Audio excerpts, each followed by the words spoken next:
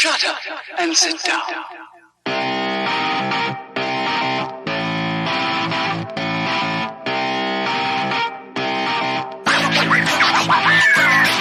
I want to welcome everybody to a post-200 episode world of Third Shift.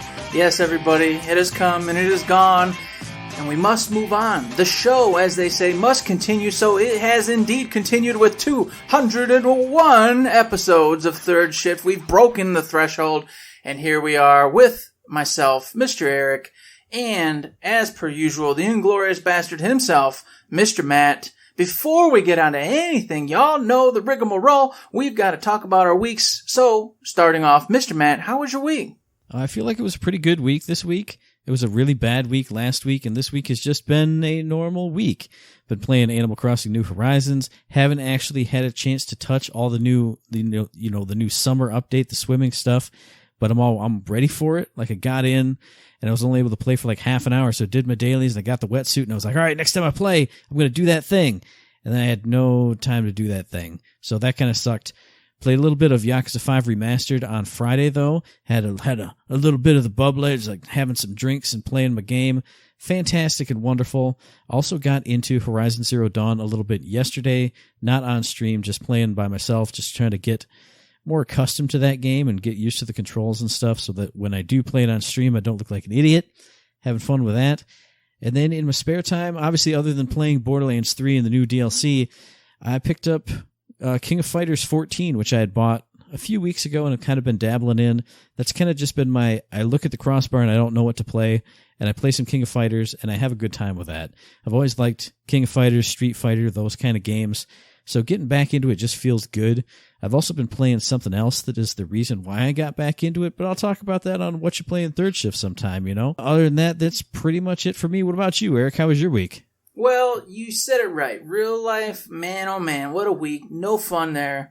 However, I'm having fun now because I took today off and I took tomorrow off, giving myself a 4-day weekend in which I have driven all the way down to Ohio, where I'm visiting some family, hanging out with them, except for right now where I've secluded myself into a room to record said podcast, so that way we do not miss an episode, because that's how we do it, okay? Even through vacation, we try to make a show. Yes, pat us on the back. Thank you very much. I feel very good. Yes. Yeah. So anyways, on the gaming front though, alright, playing some Persona 5 Royal. Not much though, because I promised the daughter, as I said, that we would finish it together, and I'm on the last boss, so I can't play until we can play, which isn't going to be till next week probably. So there you go with that one. Borderlands 3, as Matt said, I've been in there, tied up the side quests, picked up as much as I could, was going to go ahead and get the gold medal, the gold trophy for doing all the crew challenges, etc., and finishing it all up. But I found that even though I've completed all the maps and looking around, it says the percentages aren't there, and I'm still missing crew challenge things, which, since the maps are uncovered and they're not revealing themselves, I have no idea where to begin unless I go cheat and find some maps and then just kind of go to all of them, which I'm going to do because, it's too close. One more trophy and boom, an easy goal. Got to finish it. It's not, it has to get done, but I was hoping I could have done it naturally. Oh well, it didn't happen, but that's alright. Had a lot of fun in that. We're going to talk some more about some other stuff in the DLC here in a little bit. So, with that being said, I did some Destiny 2. There's a big old patch, all sorts of crap going down, new exotics out there. I have no idea. I don't keep, tight track of Destiny 2 and what's going on now, but I'm being told by the brother-in-law that I need to get in there and start rocking and rolling. So, over this little vacation here, when everybody goes to bed and there's nothing else to do, I'm going to pop on and do just that. Now, the main thing I did do this week was got the father-in-law into World of Warcraft. Alright, and I'll tell you what, it's an experience. He's never played with computers really that much, period, let alone ever played video games, let alone an MMORPG. So, as y'all can imagine, I knew that it was going to be a tough sell, and that was going to take some time. But I was not prepared, as Illidan would say. I was not prepared. This man is in here doing the goofiest crap I've ever seen, making no sense, and I can't even understand it. It doesn't even make sense to me, some of the crazy weird things he's asking and can't comprehend, because it's all second nature. and I'm just like baffled sometimes. Like, pick up a quest, Brian. See the yellow exclamation mark. So I pick up the quest and I proceed to go do quest so that way we get the experience. And then he goes, cool. And I go, did you get that? Get what? The quest. What quest? The quest. The yellow exclamation mark. Nah.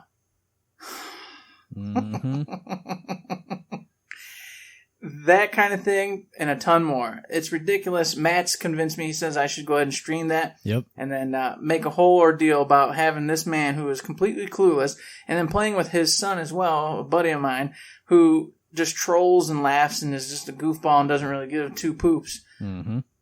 And then me pulling what little hair I have left out, trying to get everything to work and make it go. So we absolutely have to see that on stream. I have to see your face get that beet red that it was when you were telling me the story off air, and you're just getting redder and redder and redder. And it's like, that has to happen in real life. I will watch every stream you do. I'll stay up late. I'll watch it all, and everyone else will watch it all too. This will get us to partner like nobody's business. I'm telling you. This is what's going to hit us off. All right. Yep. Well, it's a deal then. You know what? Well, get it so I'm streaming that bad boy. I've already got the PC set up anyway still from our episode 200, so I don't even really got to do any work. I just push the button and off we'll go. There you go. So there you go. I'll do that on stream. We'll play some of that. Hopefully he doesn't say anything that gets me in trouble because, you know, he's a different kind of person, so... We'll see. This could go really poorly or really well. We're going to find out. We get notoriety either way. Exactly.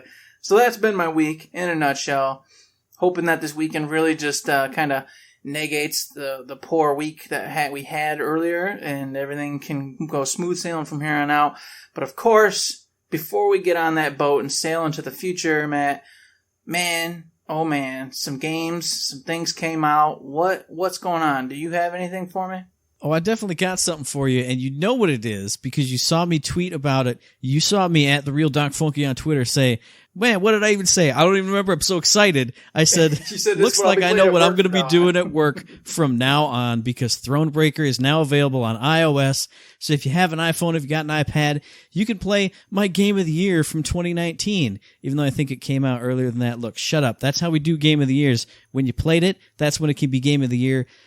Thronebreaker is amazing. If you haven't heard me ranting and raving about how great it is, well, welcome to Third Shift. I guess we've never met before. It's an awesome card battle RPG in the Witcher universe. It's everything that's awesome about The Witcher. The storylines, the characters, the dark tone, the monsters. It's everything about that Witcher world that everybody loves. The base game is, it's kind of almost like board game style. You walk around on this big giant map, move from place to place, get some resources, fight some battles, and then the battles are all card-based. You build up your deck of different soldiers with different abilities, play them on the board in all kinds of different places, and the best thing about Thronebreaker is you can basically play it any way you want to. It gives you all these cards that you can get, all these, cool abilities that you can use to synergize with other ones. I mean, every time I research more about Thronebreaker or decide to be like, I'll just put some Thronebreaker on somebody's stream of it, they're playing it a totally different way that I've never ever heard of. Like, if you get stuck, you can look on the internet, and there's so many strategies for Thronebreaker. All these cool strategies that use cards that I never ever touched, and they're all totally viable. If you are a creative person at all, if you like strategizing and synergizing, Thronebreaker is for you. Now it's available on the go. I did download it. It's only $10 on iOS, which for a game that's a couple years old, that's fantastic. From the 30 minutes or so that I played, it plays amazing just on my phone. I would recommend it on a tablet just because some of the phone stuff is a little small, but even they do a really good job of like spacing stuff out. If you tap on a card, it'll blow up its abilities pretty big off to the side, so everything's nice and readable. The only thing that's a little iffy, if you're just on the phone, is you got to tap on some small points at certain spots. So that's why I say I'd recommend an iPad for this. But if you only got an iPhone and you want to get some Thronebreaker and you don't have it for PS4, for Xbox, for PC, for Switch, for anything, definitely get it. Play it on the go here. Also, super awesome thing, you can cross-save with your Steam and your GOG versions of Thronebreaker. So if you have those, or if you got them cheap in a sale and you want to play it on PC, but then also take it on the go, you can totally do that with the same game, the same account. Just boop, boop, boop, pop your saves back and forth and have a great time. I'm going to have a great time. I'm going to get fired because when we sitting in the check room playing Thronebreaker, my boss can be like, open up, idiot, you got work to do. I'm like, man, shut up. I got this battle to do. So That's me. I'm going to get fired. What are you going to get fired for playing, Mr. Eric? What do you got this week? Well, I don't know if I'm going to get fired for playing it because this is a title that I want to get, but you know me. Will I get it? Who the hell knows? It's Crosscode, everybody. Yes, you're thinking to yourself, wait a minute, I heard of this game a long time ago. And you did, in fact, because it was crowdfunded many, many years ago, early 2015, I think it was. It eventually came out in 2018 for PC, and then we haven't heard from it since. Well, as of now, July 9th for the PlayStation 4, Switch, Xbox One, developed by Radical Fish Games, published by Deck 13, you can pick up, once again, Crosscode. It's an action RPG. Wonderful, wonderful little title. It's inspired by, the 16-bit area, so it's got the Super Nintendo graphics going on for it. And it also has the story, which I enjoy so much. Think like Hack.com, where real life is going poorly, something happens, all of a sudden you're in an MMORPG world, and then you've got to save the day to save yourself, or Sword Art Online, just like that. Stop. I can't let you go on saying hack.com. It was called .hack, sir. Oh, and you're my the one God, who played it you're the right. most, so you can't even Jesus. remember it? Come on, guy. Come on, I got problems, man. I can't remember the stupid titles. Hack.com.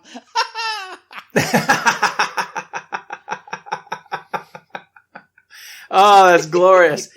Everybody knew what I was talking about. I played those games like the cat's meow, even helped my Master Sergeant back then. It's legit. Y'all know I got problems and can't remember titles. It's not my fault. I can't remember names of titles.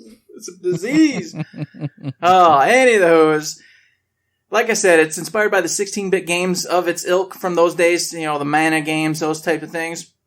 So you, in the real world, are a lady named Shizuka chasing after your brother. You find him, he's dead. Oh, it's tragic. Things don't go well. All of a sudden, you pass out. You wake up in this MMORPG as a silent protagonist named Leia, and you have to save the day to get your memories back. So you embark on an adventure. You meet some friends along the way, and then the plot thickens, and you start to figure out why you're in here, where your memories are, what the dealio is. And the whole time, of course, you got the overhead view. You're running around, slashing and hacking baddies. You've got a really cool, expansive skill tree that you can change on the fly. So anytime you want, bam, bam, bam, you can, get some projectiles going, magic, more melee combat, whatever your preference is. Or if you need to change it because it isn't working for a particular boss fight and or environment, you can do that. And of course, speaking of environments, inside the dungeons, there's a whole bunch of really fast-paced puzzle-solving skills you gotta have. So you'll be in there and you've got a certain amount of time to solve different puzzles. It actually seems to be quite difficult from what's been said, and I would question it because I think what some people think is difficult, I don't think is that difficult. So, whatever. To each their own. But they look like a lot of fun. Think Zelda-type puzzles. But, some of them get a little complicated because of the time frames you have to complete them in, that sort of thing. The combat's definitely really brutal. You will get smashed if you're not paying attention and using your abilities to, full advantage. I like it. It looks great. The music's really cool. I gotta warn you, from all the different reviews, they do say the Switch version has some issues and hiccups when you're going into menus and such.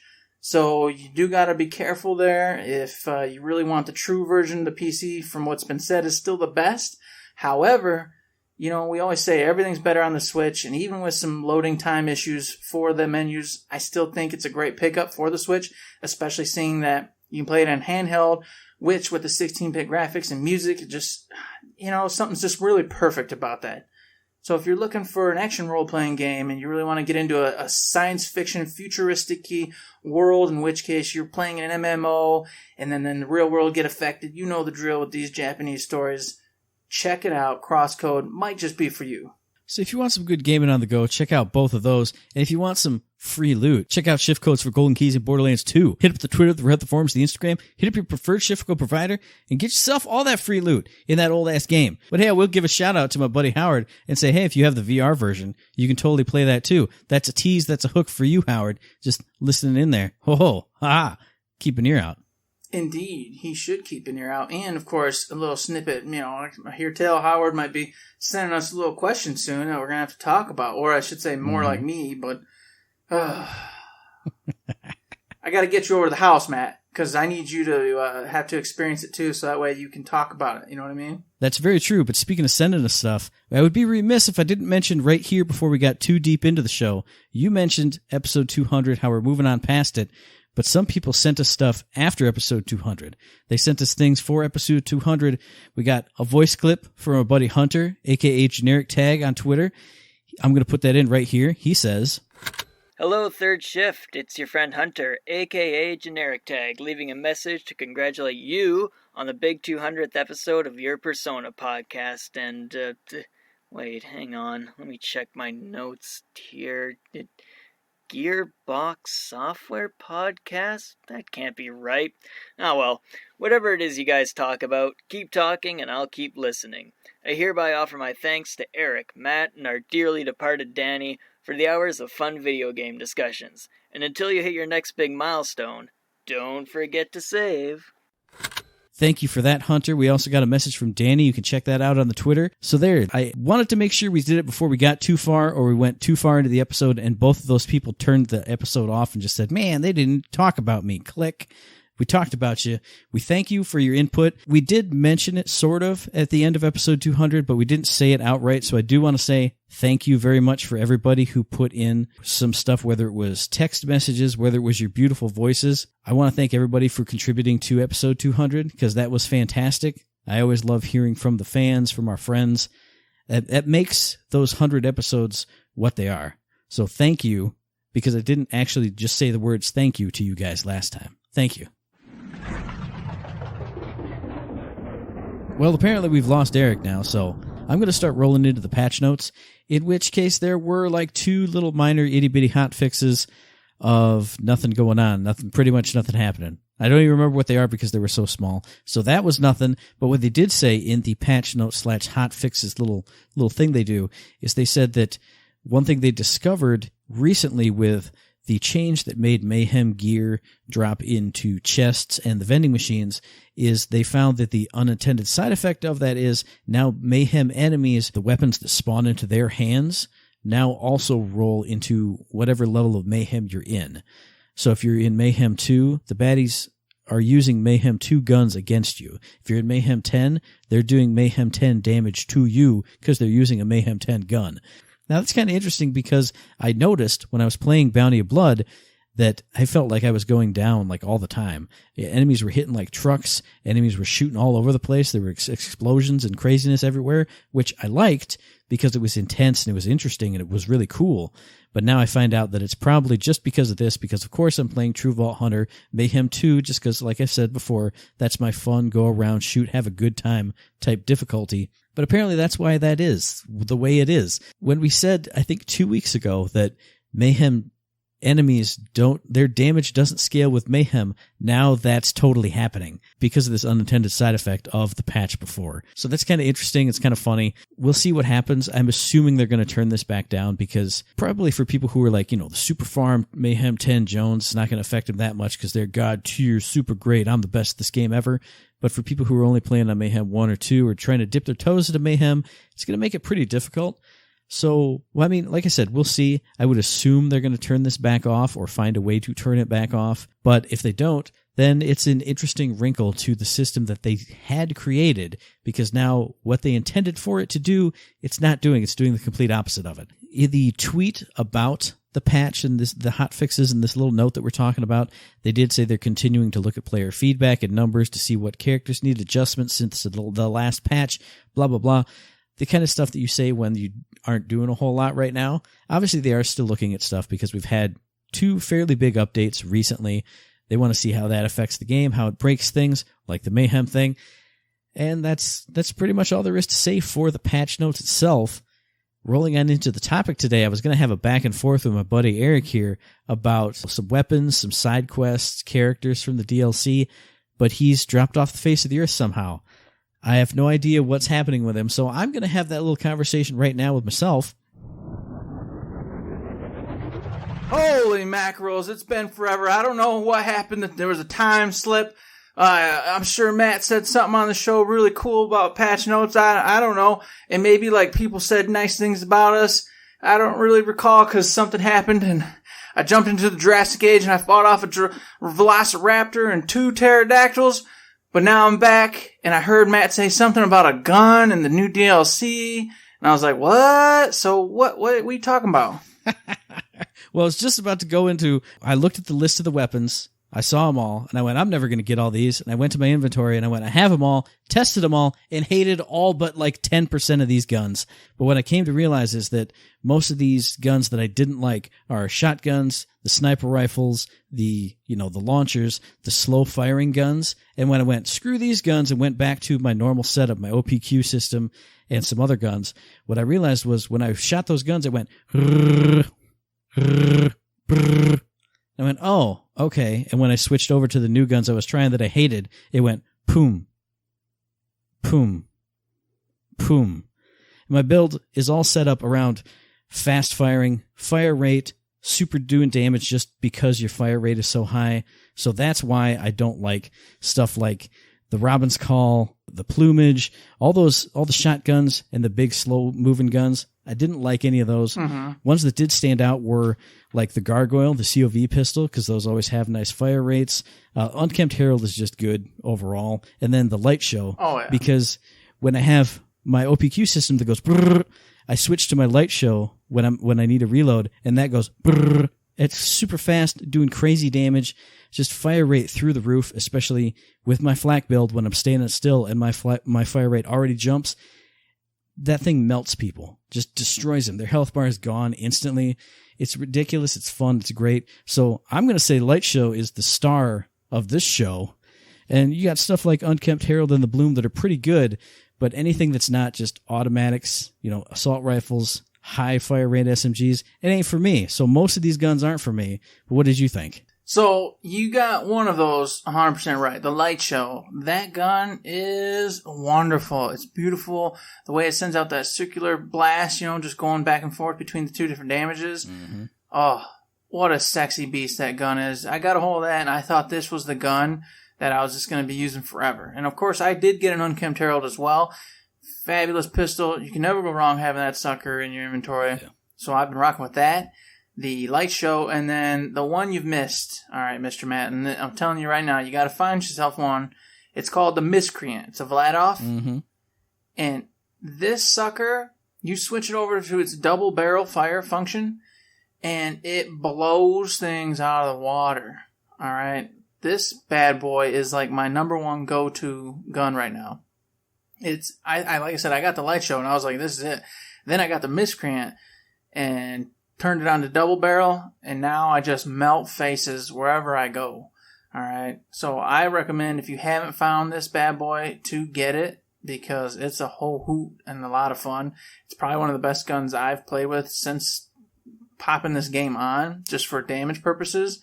And not only just damage, but like solid damage too. It does decent damage against shields, it does decent damage against, the barriers, etc. All that good stuff. So I would recommend armor, you know what I mean? All that. Get that one if you don't have it. So you need to look in your inventory and see if that's one of those ones you got, but you just feel like, whatever, I got like 1,000, I don't know which one to use. You need to bust it out. That is one that I do have. That's one of the ones that I have is like a middle of the road. Like I can see that it's good, but for my build, it just doesn't work very well. Like if I can see that of using that as like how we used to use launchers in Borderlands 2. Like I'm down and something's in my face, I can just wreck shop with that. But I feel like whenever I'm trying to engage at my usual range, which is, fairly mid to long-ish range, the spiral shooting of the rockets, it's just too slow for what I need it for. So the fire rate is just not there for me. You like the fast ping stuff, yeah.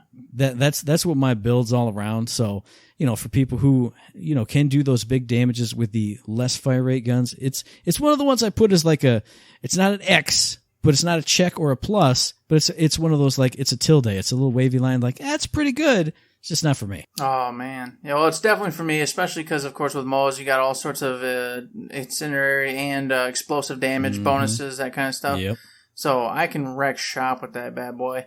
And lastly for me, I've played with almost all of them when I was taking a peek. Just like you said, I didn't think I'd gotten a bunch of them, but I actually had. The only one that I really was really liking was the proprietary license. And it's a Hyperion gun. It has the the radioactive on it. I want to say you can get that with poison too, but maybe I'm wrong. Maybe it is just radioactive. I don't remember. The one I got was incendiary, so I think it just okay. might So it does come in the everything. different varieties, because I was gonna say the radioactive does seem right, but I could have swore I've got a corrosive one too. So, and I preferred the corrosive one myself. I'm just not real big on the nuclear, radioactive, whatever you want to call it. I just prefer the corrosive damage because obviously helps out in those scenarios where you need corrosive, and it does solid damage. So it was worthwhile, but my problem with it is I don't think it does, especially having the light show and the other, the miscreant. I just don't think it does enough damage. Like, I'll pop the shield, not the shields, but the armor or whatever with it, and then I immediately switch over to something else because it's too slow in the red bar. And I'm like, eh. So it's like you said, it's kind of that middle of the road one for me. I enjoy it in certain scenarios, but I don't think it's going to be like a main, 4-bar unless I'm going to a particular environment where I know corrosive is going to be very good to have. Yeah, I'm pretty much in the same boat on that one. I got it, and I was excited because I like Hyperion SMGs, like the Handsome Jackhammer. That was my go-to for a long, long time. So I got it, and it's a high fire rate gun, but it just didn't do nearly as much damage. Like I said, mine's an incendiary, but then so is my light show. So I'm like, why do okay incendiary damage with this when I can hit triangle one more time and then wreck and just melt everything? It's one of those ones that was on the radar, and I was like, this is going to be cool. And maybe I just need, better rolls for it or something, because, admittedly, I only had 1 or 2 of each of these guns, so maybe I just got really garbage crap rolls, even in Mayhem 2, but it just didn't do the damage that especially the light show was doing. So it's one of those ones that I want to use. I want it to be better, but compared to what I had already, it just wasn't doing it. And speaking, of course, one that I wish I had, but I don't, or wish I one that hope is great, is the beacon. I didn't find this one yet. It's a Malawon pistol, and it'll switch between 2 different elements, and it's said that it has a very, very, very high rate of fire, like the Hell Shock. Oh, nice. You love that, and I love that. I'm hoping to get a hold of one myself, so I can test it out and see if it's right up my alley or not, but no luck so far. It's one of the very few of the new ones I don't have, so I'm hoping to go farm it. Apparently you can get it from Jarek Logan, so okay. I'm going to go find him and kick his butt over and over until I get it, because that one sounds interesting. And I love the 2-element switches. It just makes it so basically 1 slot is 2 slots. It's a wonderful thing. That's, like you said, one of the few that I don't have either. I'm only missing like 3 or 4 of them, and apparently that's one of them. But one gun that I did find that I do want to mention, even though it's not from this DLC, but it sounds like it is, I got the 10-gallon, which is TDR SMG. Mine's all cryo-based, but when you throw it, instead of it sitting on the ground or running around and exploding, it gives you a little floaty gun buddy that also hangs out if you switch to other guns. And I loved it. And plus, it's a 10-gallon, which made me think of an old 10-gallon hat, Western Jones. And I was like, yeah, this has got to be one of the legendaries from here. And it totally wasn't. But I had a lot of fun using it anyway, because I love friends.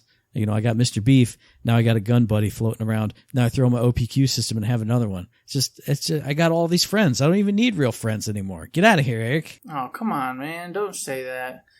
Okay, I'll let you stay. Let me play. I just want to play with my friends. And of course, speaking of playing with friends, I wasn't playing with you the other day. I was playing by myself with no friends. And I got, I was telling you, I was uncovering the map, right? And there was one place in particular. It was the top of all things. I got up here, and then there was like this really cool statue, this weird shrine, and all sorts of stuff going on. And I don't recall going that way for any quest. Did we have to go? Do you remember? Did we have to go up there? I'm not sure where it is you're talking about, so I must have missed it too.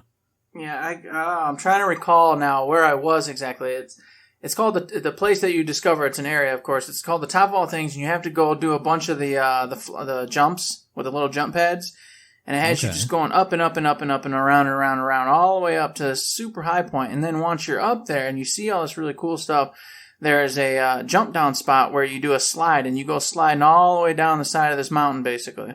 I don't recall being there for a quest, and it was really cool because it kind of gave me that vibe that I miss in a lot of games these days. I used to talk about with when I used to play not Ion, but the original Guild Wars, where you'd go to parts of the map that had nothing to do with the game and nothing that you had to be at, nothing there, and you'd find really cool, weird, exotic crap. And this was one of those scenarios where I don't recall having to go there. I may be wrong, but I went there and I explored, and it was a cool little shrine and just like some random stuff, and then going down the side of the mountain. And I just wanted to mention that before because, like I said, I haven't really encountered that too much in Borderlands. Most everywhere that's of any importance, there's a quest or a reason to go there. Now, I remember going up a mountain with a bunch of jumps and stuff and finding a shrine and sliding down the side of it, but that was for the McSmugger quest. This wasn't that same area, right? Or was it? I think it's in that area, but I don't think it was that spot. But maybe, I don't know. But it couldn't have been because I discovered it just that morning. So there was no way because the game had already been beaten, you know what I mean? So I'd already done all the side quests, so that solves my own problem. No, there's no way I could have went there because it was discovered as I got up there. But it was similar to that, yes, but it's in a different area. And it has like these skeletons around a little shrine. And on your way up, there's this giant bird statue that looks really weird. And then on top of it, there's a waterfall. And then behind the waterfall, you can see a treasure chest. And then when you go through the waterfall, you see the treasure chest has already been looted. So it's like a funny, every waterfall has to have a treasure. But this one was looted and it screws you over and you don't get the treasure and it's sad. So basically what I'm saying is there were several instances here in this particular DLC where you could go off the beaten path and go to like really weird spots. And there was nothing there but just some treasure chests and, a weird shrine or this or that. Wait, stop, pause the show. Nope, I can't let it go. Usually I don't do this. Usually whatever we do in the show, I just let it ride. I don't record extra stuff for after the show. But I could hear you. I could hear you through the internet, through time and the internet, just clickety-clackety on your keyboards, getting ready to tweet and say, man, Eric's so stupid. That top of all things is for the McSmugger quest. Yes, I was right. It 100% is. That's exactly what he's talking about. How did the location not pop for him before? How did he not know that that's what that was? I don't know, but mysterious things go on with Eric's PS4 and Eric's Borderlands games, and God only knows. But look, you don't have to send it in. I'll tell him. Believe me, I will lord my knowledge over him. You don't have you don't get to do it. I'm stealing the thunder from you. As soon as he was talking about the top of all things and then sliding down the mountain, it's McSmugger. I don't know. It's crazy. So just save your tweets, save your Twitter outrage. Don't go on Reddit and talk about it. I got it. I know. We know. All right, back to the show. And I appreciate that. And there's another area.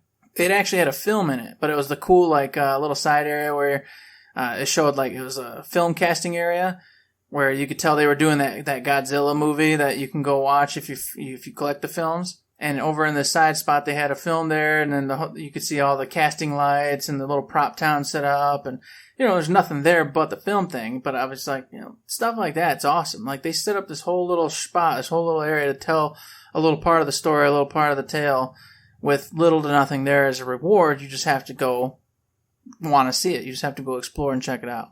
Yeah, I definitely feel like they did a real good job of, if not fleshing out, side areas like you were talking about, even some of the areas that you run through like 2 or 3 or 4 times, there's also side stuff in there, but you have to look for it. Like I was trying to just clear out my map the other day. I think it was yesterday or the day before when I was playing it. And there's that, I'm trying to think of where it's at, but you're going up through a bandit camp, and it's where you're kind of climbing a mountain, kind of in like a spiral going up. And there's, one of the hunt quests is off to the side with the flying things. It was totally where that guy that rips you off with a gun, that was his ending thing. When you go all the way up there, like halfway down that mountain, there's some area with this big T, and I kept looking around and finally found like a couple of ladders on the backs of the buildings. Like you had to go all the way around them, from where you'd normally be at, climbing up there. And I think there was a film reel in there too. And then up on top of this weird big, T that was on the map, you had to climb up 3 or 4 ladders, go out the top of this thing, hit a jump pad, mantle over some rocks. And then just up there, when this area that they just put on the map so you would see it and explore it, there's a gun case there. I did that, and then I was climbing some other mountain too, and it was one of those areas where playing Borderlands 2 or the pre-sequel, you and I would go, what's over here? Oh, nothing. And I ran over to this place and I went, oh, there's nothing here. And I turned around and there was a gun case tucked away. And I was like, this is what it should have been forever.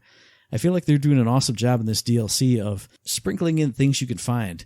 Gun cases, reasons for you to be out here. Even if there's nothing else there, it rewards you for exploring, which is what we have both wanted for so long. Exactly. And you mentioned the gun cases, and I was just about to bring up the fact that along with exploring and finding those off the beaten path spots, I think they did a great job with the red gun cases this time. Yeah. The red chests, I feel like, are always in these weird little spots where you don't necessarily go naturally ever, but if you do take the time to wander, boom, there's the red chest. And I was like, this is exactly, like you said, what I was hoping for. I want, every time that I decide to go off somewhere into nowhere land, there's gonna be something good to find over there. So it incentivizes you to do like we used to do and just route ourselves all over the place, going and scouring and jumping up on the second things and the third things and going all over into the corners and looking around, the edges and seeing if there's platforms underneath, etc., to get it rewarded. And when you do, it feels great, especially when it's a red chest, because those suckers always pop out something decent. Man, speaking of popping out stuff decent, I don't know if it's just me or if it's because of that tweak they put in where Mayhem gear will roll into chests now. But 2 days ago when I was playing, literally every chest I opened had a legendary in it, and many had 2. Like those red chests, I was popping like 3. And, sure, I didn't use them all, and some were for other characters, blah, blah, blah.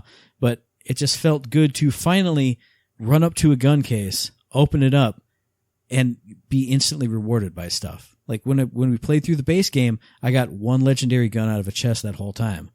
Whereas we're running through the DLC now, boom, boom, boom, boom, boom, boom, boom, boom, boom, boom, legendaries everywhere. It finally felt good. I feel like my luck has turned now, Eric. Now that I've said it on the podcast, they're going to go, whoa, dial that way back down for him. Oh, no way. No, I think you're right. I think your luck's turned around, and I think a lot of people's luck turned around because I experienced this same exact thing. I can't tell you how many outhouses I found, popping them open, boom, dring, legendary, bring, legendary. Oh, yeah. Not only just legendaries, but tons of anointed ones, too. And, I'm only playing at Mayhem 2, just like you, so I wouldn't expect a whole bunch, but, man, I'm just getting really fortunate. A lot of good rolls on them, too. It's just beautiful, and like you said, it feels great. And I'm just like, oh, yeah, getting great guns to choose from, having a good time. I know I'm about to get legendaries from popping these baddies, looking in the trash cans, and all around exploring.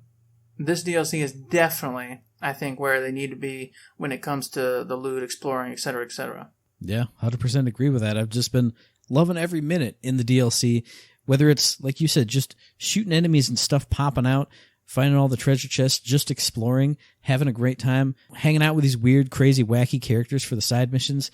I've been loving everything about it. I don't even think there's anything that I can say that I didn't like about it. I'm trying to think now. I'm like, no, it was all good. Well, we talked about the story last time and characters and all that. We went through all the rigmarole. The only last thing I did want to mention for this DLC, and I don't know if you liked them, disliked them, or whatever, we'll find out in a second, was the boss fights themselves. You had Cormash, Bellix Primus, the Quartermaster, and then, of course, the Ruiner and Rose. Were all these fun to you? Some of them fun, decent, okay, fantastic? I feel like maybe that'll be the one thing I wasn't super psyched about in the DLC. You mentioned the first 2 bosses, and my brain just went, who, what? I remember the Quartermaster and the end boss, Rose and the Ruiner, but all of the bosses were so easy for me that it wasn't really like a... And I was going to say the same thing, though, man. I think they were all easy, but what if we bump it up? You know what I mean? Does that change anything, do you think? I feel like it's possible, but at the same time, if you bump it up and make it harder, I feel like then they're just frustrating bosses because you're just pumping bullets into them forever. Uh-huh. Like the Ruiner almost got to that point for me. I'm sitting here, pumping away at it with my OPQ system, and I eventually ran out of ammo for it just because, it's not like there are different phases, but when he goes underground, you got to go down and you stand there and shoot him. And when he's up top, you move around a little bit, but you just stand there and shoot him. So if he was more beefy, if he was tankier, it would just be less fun for me. I don't know. That's where I'm at, too, ultimately. I think these bosses were pretty much kind of tank and spanks. So they kind of got away from doing like heavy mechanics and got back on board with just doing lots of damage, avoiding their big hits, and just calling it a day. Yeah. And I hope they don't keep going that way because as we gushed about before, I think the mechanics and whatnot are fantastic. I love having objectives to do, and they're maybe not putting out as much damage, or they don't take as much damage, but making sure you have to like jump at set platforms or trigger set things at certain times to whatever it is. That kind of stuff I think is fantastic. And I don't think they really did it with these 4 bosses. It was mostly just, hey, don't get hit by their big laser beam or blast, whatever, and shoot them a whole bunch. So whilst they weren't like unpleasant, like story-wise, I thought they were all fine. It was fun, and it's always fun when you jump into a room and then the boss comes pounding out, and you get your big lettering and all the cool stuff. But I do have to say, I think it was pretty much tank and spanks this time around, and I don't know if just upping the mayhem would change any of that, because in some games, when you change the difficulty, you get extra mechanics. I'm speaking mostly of World of Warcraft, which I really love that, and I think maybe Gearbox should check out doing that, because I know what they're thinking. They don't want to make it so complicated or difficult that their main, player base just gets angry or aggravated and doesn't want to farm said bosses because it requires too much of them. But at the same time, I think there should be an option to increase the mayhem level, and then the baddies get added functions, added abilities, or added mechanics that make them more challenging, more difficult. So that way, for those of us who are just there for the fun and the story of it, we can have that fun challenge of having a very unique individualistic boss fight. I feel like as far as the bosses go, the one that had the most potential was Rose, because it was, you hadn't seen her before. She had the cool, leap in, kind of like the fast run, the little, aura around herself with her blade and her sword. Mm-hmm. But the one thing that took it away from me in that regard was the same thing that happens anytime I have a one-on-one boss battle is Mr. Beef just chased her around and bit her all the time. So she'd be like, haha, Vault Hunter, ow, ow, ow, and Mr. Beef would just wreck her. So it was like, you're supposed to have this cool, hide and seek, cloak and dagger type stuff around the rocks and dodge your big jumps, but it was just Mr. Beef chasing her nonstop. It was like a Scooby-Doo cartoon. And it was just me hopping into Iron Bear and just... Yeah. You did. Thank you very much. You have a great day. But I agree with you. I do think she did have some decent mechanics with her warping and phase shifting around and stuff.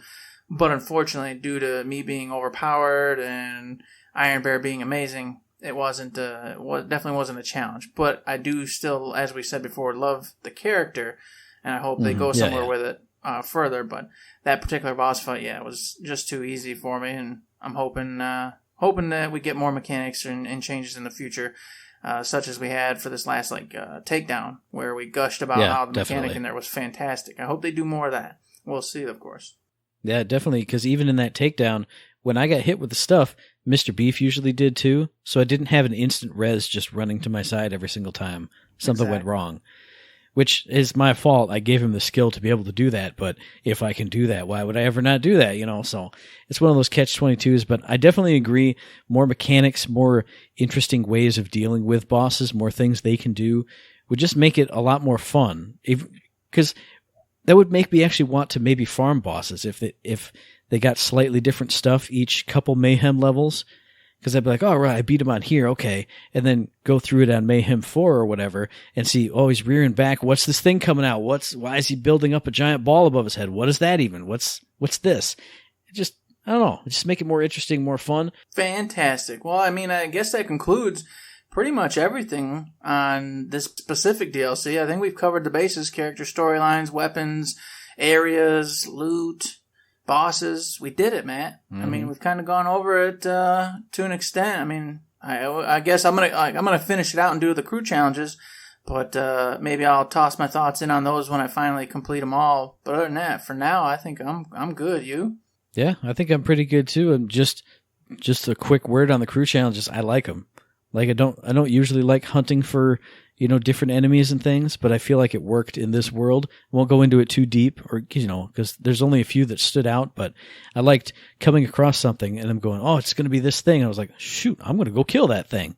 I've never felt that rush before. So I feel like everything in this DLC, barring the tank and spank boss fights, like you said, everything's just standing out to me more this time around. And I don't know what it is, but they found the magic with this DLC, and I think it's great. Indeed. I as well think it's great, and I do feel like they got a magic going, and it might have something to do to it, the town changing a little bit every time you get like a new skin. You can go to the taxidermist and see it. Whenever you save a character, you can go see him in town being silly or goofy, that kind of thing. It all adds up, and I'm really enjoying it.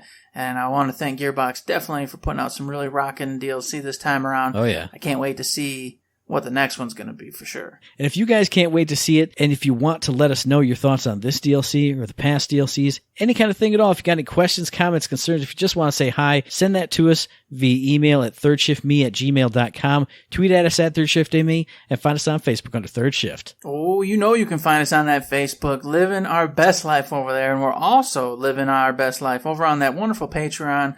We treat it just like a little tip jar. If you like what you're doing in your life and you want to help us be happier in our life, hey, consider heading over there and throwing us $1, $2, $3, $5, $1,000, or maybe even that coveted $1 million, in which case we'll open up a food line, which I just saw a commercial for yesterday. It was the weirdest thing. It was like, food line, groceries are great. You love us because we're Food Line, delivering fresh fruits and stuff. And I was like, yeah, you're right, Food Line. I do love you, and I want someone to give me $1 million so I can open up a Food Line and just live that dream. So if you want me and Matt to live that dream... Eric, no, you got it backwards. We hate the existing Food Line. We're going to make the good one where everyone's going to love it, because they blocked us on Twitter, those bastards. we are going to make the real Food Line, not one of the imposter Food Lines, because we're going to have babies in jars and owls. We're going to have the unpatented but soon-to-be-patented cold cocks.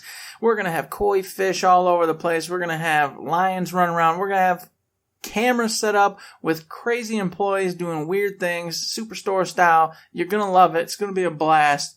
So maybe someday you'll see that once we get the $1 million donation. If we don't, that's all right. You know, money's for realsies. You got to pay them bills.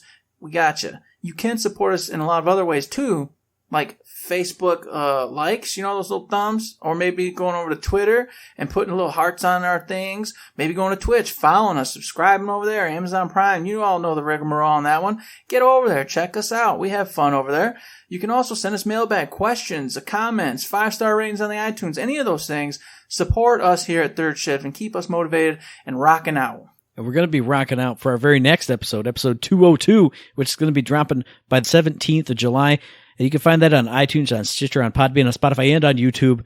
And as I always say, if you like what we're doing, you'd like to help us out, please give us a like, a rating, review, a comment, a subscription, any kind of good thing on any of those good services, because it does help us out. And we really do appreciate it. Indeed, we do appreciate it. And now I've got to get out of here. I got family waiting downstairs saying, you're on vacation, Mr. Eric. What are you doing? You got to come down here and be a nice guy with your family. No, you don't have to be nice to your family. You can just be well, mean. I got to do stuff with family. Maybe I don't got to be nice, so you're right. There you go, yeah. You go down there and just treat them like crap and be miserable. It'll be great. Happy vacation, suckers. I'm going to sleep in your bed tonight. Oh, that sounds fantastic. But you know what? Maybe I'm just going to actually be nice so I can have a great little vacation. And until next time, Matt, you know, there's nothing else to say, buddy, but...